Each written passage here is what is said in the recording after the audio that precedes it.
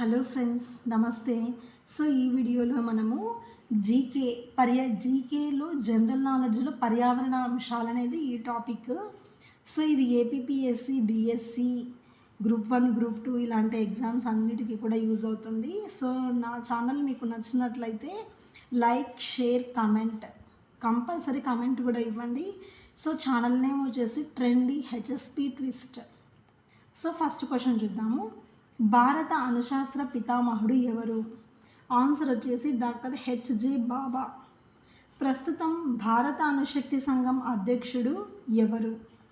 Doctor A K Mahanti. Third question, atomic minerals directorate for exploration and research ఎక్కడ ఉంది?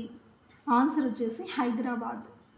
Fourth question, department of atomic energy ఎవరి ఆధీనంలో పనిచేస్తుంది? ప్రధాని కార్యాలయ పర్యవేక్షణలో. ఫిఫ్త్ క్వశ్చన్, అణుశక్తితో ప్రయాణించే యుద్ధవాహక నౌకలు ఏ దేశంలో ఎక్కువగా ఉన్నాయి? Question I repeat once again. అణుశక్తితో ప్రయాణించే యుద్ధవాహక నౌకలు ఏ దేశంలో ఎక్కువగా ఉన్నాయి? Answer America. Sixth question, hydrogen bomb తయారు చేసిన వారు ఎవరు? Answer Edward Teller. భారత జలాన్ని కనుగొన్న శాస్త్రవేత్త ఎవరు? Answer Urey. Eighth question, advanced gas cooled nuclear రియాక్టర్లో ఏ వాయువును ఉపయోగిస్తారు? Eighth question answer carbon dioxide. Ninth question, international thermonuclear experimental రియాక్టర్ను ఏ దేశంలో నిర్మిస్తున్నారు? Answer France. 10th question, nuclear రియాక్టర్లో అణు ఇంధనాన్ని ఉపయోగించాక మిగిలిన పదార్థాన్ని ఏమంటారు? Answer spent fuel. Answer first. 11th question, ప్రపంచంలో మొదటి అణు దుర్ఘటన ఏ దేశంలో జరిగింది? మొదటి అణు దుర్ఘటన ప్రపంచంలో. Answer America.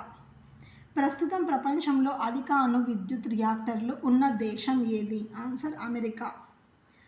1974 మే 18న పోఖ్రాన్లో నిర్వహించిన అణు పాటవ పరీక్షల్లో ఏ ఇంధనం ఉపయోగించారు?